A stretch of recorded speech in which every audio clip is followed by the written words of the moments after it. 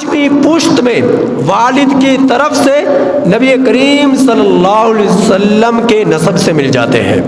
پانچویں پشت سے نسب کے اعتبار سے نبی کریم صلی اللہ علیہ وسلم کے سلسلہ نسب میں آپ مل جاتے ہیں۔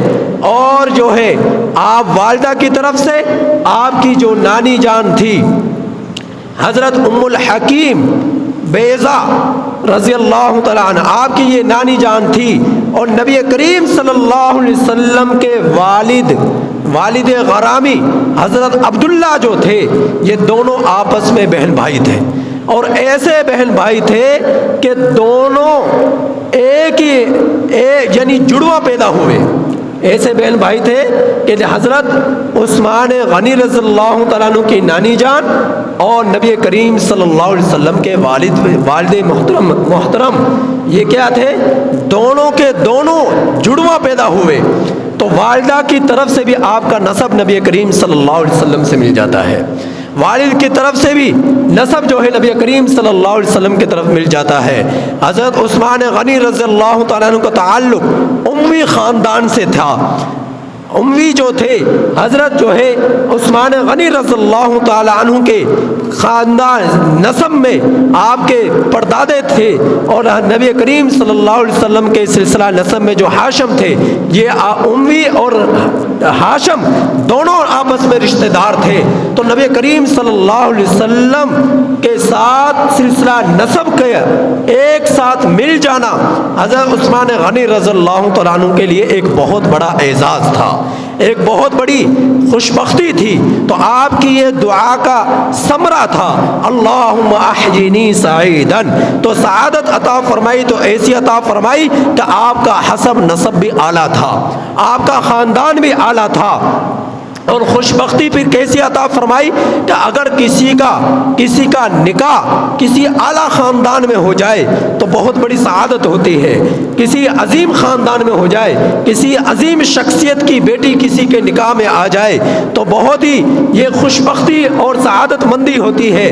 تو حضرت عثمان غنی رضی اللہ تعالیٰ عنہ کو یہ سعادت ملی، یہ خوش بختی ملی کہ نبی کریم صلی اللہ علیہ وسلم کی بیٹی حضرت رقیہ رضی اللہ تعالی عنہ حضرت عثمان غنی رضی اللہ تعالی عنہ کے نکاح میں ہجرت مدینہ المنورہ سے قبل مکہ المکرمہ کے اندر ہی نبی کریم صلی اللہ علیہ وسلم نے آپ کے ساتھ نکاح کر دیا تھا۔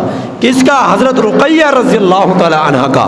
کتنی بڑی سعادت کہ پیغمبر کی بیٹی، سرکار دو عالم صلی اللہ علیہ وسلم کی بیٹی حضرت عثمان غنی رضی اللہ تعالیٰ عنہ کے نکاح میں آ جائے، یہ کتنی بڑی سعادت ہے۔ یہ بھی ایک دردناک واقعہ ہے۔ نبی کریم صلی اللہ علیہ وسلم کو اپنی بیٹیوں سے بڑی محبت تھی۔ جس وقت غزوہ بدر پیش آیا، رمضان کا مہینہ تھا، حضرت عثمان غنی رضی اللہ تعالیٰ عنہ کی یہ بیوی اور نبی کریم صلی اللہ علیہ وسلم کی بیٹی حضرت رقیہ رضی اللہ تعالیٰ عنہ علیل تھی، بیمار تھی۔ نبی کریم صلی اللہ علیہ وسلم کو واقعہ بدر پیش آیا، اور یہ واقعہ بدر ایسا تھا کہ مدینہ المنورہ میں ابھی ہجرت کا دوسرا سال تھا۔ ہجرت کے دوسرے سال اسلام کا پہلا غزوہ بدر پیش آیا۔ رمضان کے مہینے میں نبی کریم صلی اللہ علیہ وسلم غزوے کی تیاری کر رہے، اور دوسری سمت جو ہے حضرت عثمان غنی رضی اللہ تعالی عنہ کی زوجہ نبی کریم صلی اللہ علیہ وسلم کی بیٹی حضرت رقیہ رضی اللہ تعالی عنہ علیل ہے۔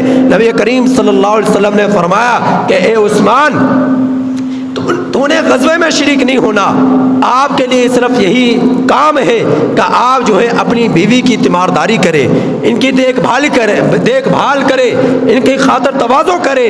آپ جو ہے غزوے میں شریک بھی نہ ہوئے تب بھی آپ کا شمار لوگوں میں ہوگا، آپ یوں ہی شمار ہوں گے جس طرح کہ آپ غزوہ بدر میں شریک ہوئے ہیں۔ تو آپ کو وہی خوش سعادت ملے گی جو غزوہ بدر کے شرکاء کو ملے گی، جو غزوہ بدر کے شرکاء کو سعادت ملے گی، اعزاز ملے گا، وہی آپ کو اعزاز ملے گا، وہی آپ کو جو ہے سعادت ملے گی۔ لہذا آپ اپنی بیوی اور میری بیٹی کی تیمارداری کیجئے، ان کی خاطر تواضع کیجئے۔ حضرت عثمان غنی رضی اللہ تعالیٰ عنہ اپنی بیوی کی تیمارداری کے لیے رک جاتے ہیں مدینہ المنورہ میں، اور نبی کریم صلی اللہ علیہ وسلم غزوہ بدر کے لیے تشریف لے جاتے ہیں۔ غزوہ بدر میں جب فتح ملتی ہے، فتح حاصل کر فاتح بن کر مسلمین کے ایک جماعت نبی کریم صلی اللہ علیہ وسلم کی معیت میں واپس تشریف لاتی ہے۔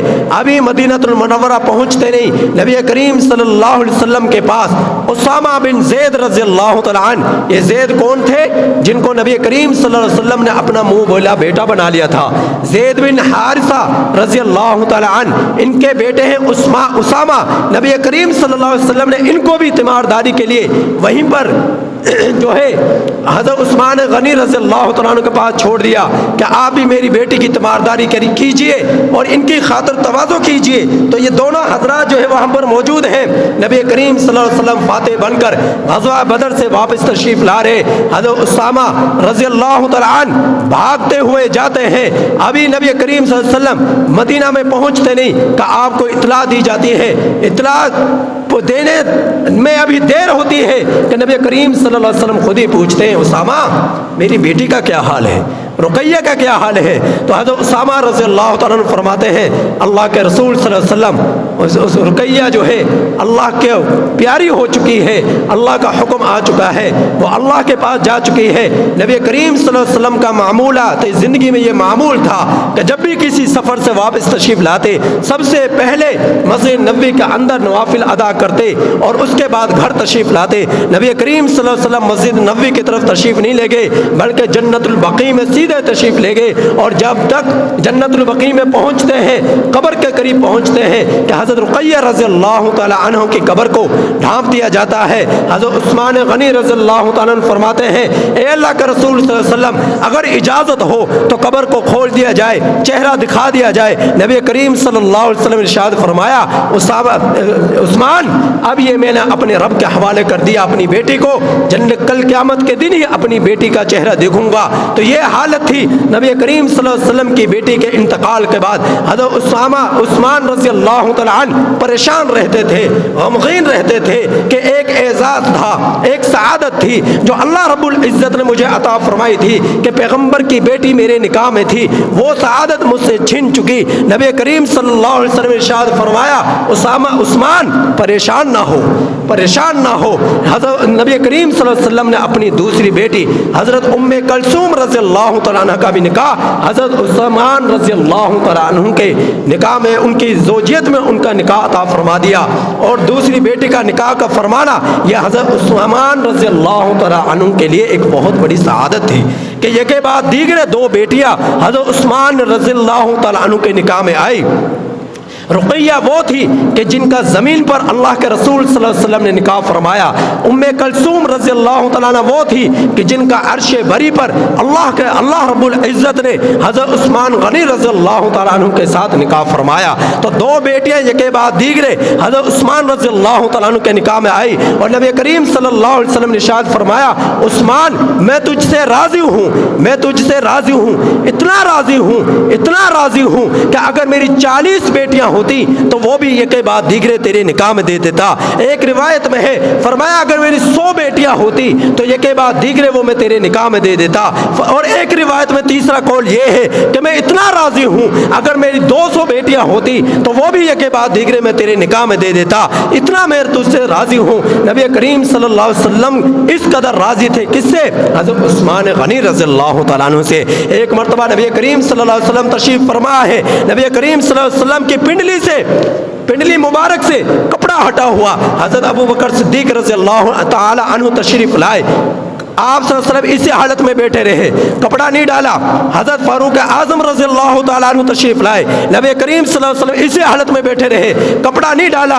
جس وقت حضرت عثمان غنی رضی اللہ تعالیٰ عنہ تشریف لائے تو نبی کریم صلی اللہ علیہ وسلم فوراً جو ہے اپنی بیٹھنے کی کیفیت کو بدل لیا اور اپنی پنڈلی مبارک پر کپڑا ڈال لیا۔ تو صحابہ اکرام نے پوچھا اے اللہ کے رسول صلی اللہ علیہ وسلم کیا معاملہ ہے کہ ابو بکر آئے آپ یوں ہی بیٹھے رہے، فاروق اعظم آئے آپ یوں ہی بیٹھے رہے، عثمان غنی رضی اللہ تعالیٰ عنہ جب آئے تو آپ فوراً اپنی بیٹھنے کی حالت کو تبدیل کر لیا اور اپنی پنڈلی مبارک پر کپڑا ڈال لیا۔ نبی کریم صلی اللہ علیہ وسلم نے ارشاد فرمایا کہ میں عثمان سے کیوں نہ حیا کروں، عثمان تو وہ حیا کے پیکر ہے کہ جن سے جو ہے اللہ بھی حیا کرتا ہے، اللہ کے فرشتے بھی حیا کرتے ہیں، آسمان کے فرشتے بھی حیا کرتے ہیں، تو میں کیوں نہ عثمان سے حیا کروں۔ یہ تھی سعادت مندی حضرت عثمان غنی رضی اللہ تعالی عنہ کی، جو اللہ رب العزت نے آپ کو عطا فرمائی تھی۔ نبی کریم صلی اللہ علیہ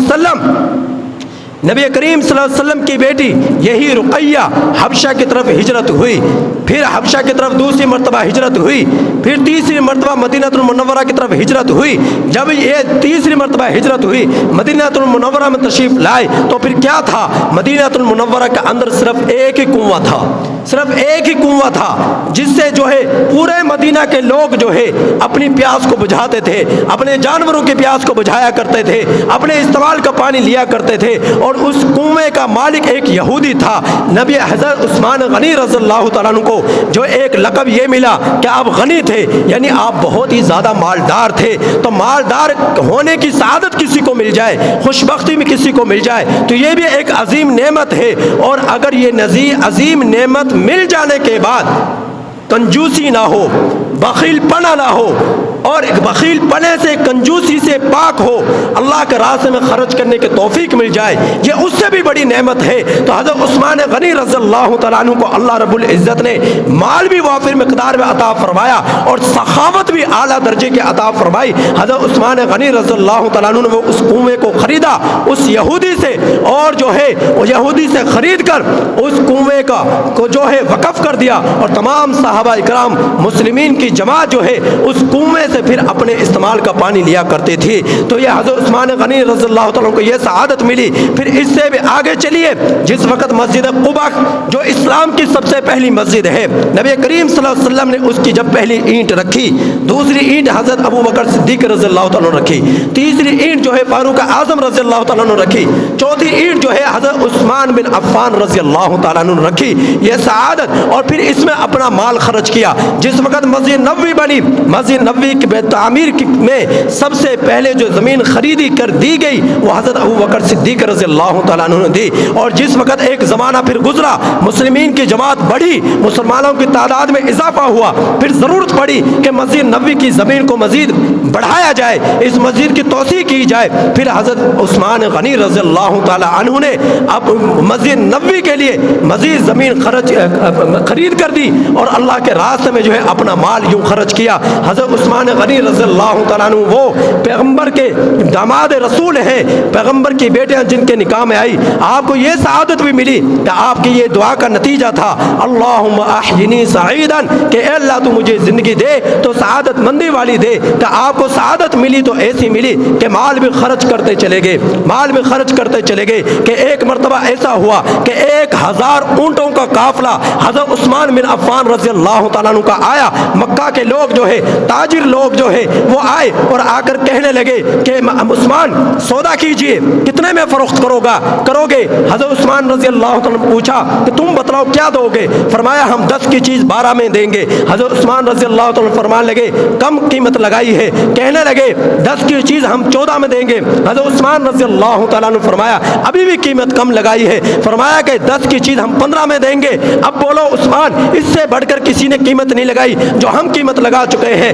حضرت عثمان رضی اللہ تعالیٰ نے فرمانے لگے کہ تم سے بھی بڑی قیمت ایک لگا چکا ہے۔ وہ کہنے لگے کون لگا چکا ہے؟ فرمایا وہ میرا اللہ لگا چکا ہے، میرا رب نے قیمت یہ لگائی کہ 1 روپے کی چیز 10 میں عطا فرمائی، اور فرمایا کہ 1 روپے کی چیز پھر اللہ کے راستے میں صدقہ کرنے کا ثواب ایسا کہ 700 گنا تک۔ اور پھر اس سے بھی بڑھ کر جب نبی کریم صلی اللہ علیہ وسلم پر قرآن اترا، من ذا الذی یقرض اللہ قرضا حسنا، اللہ رب العزت نے قرض حسنا مانگا تو نبی کریم صلی اللہ علیہ وسلم نے اس کی ترغیب دی۔ پھر دوسری آیت اتری، مثل الذین ينفقون اموالهم فی سبیل اللہ کمثل حبہ. اس آیت کریمہ کے اندر اللہ تعالیٰ نے فرمایا 1 روپیہ خرچ کریں گے 700 گنا عطا کروں گا. پھر اللہ رب العزت نے تیسری آیت اتاری اور فرمایا انما یوفی الصابرون اجرهم بغیر حساب. جو صبر کرنے والے ہیں ان کو بغیر حساب کے عطا کروں گا. یعنی کتنے ہی ضرب تقسیم لگا لو, کتنی ہی ضربیں کیوں نہ لگا لو, کتنا ہی جمع تفریق کیوں نہ کر لو, تم اسے جمع ہی نہیں کر سکتے جتنا تمہارا رب تمہیں دے گا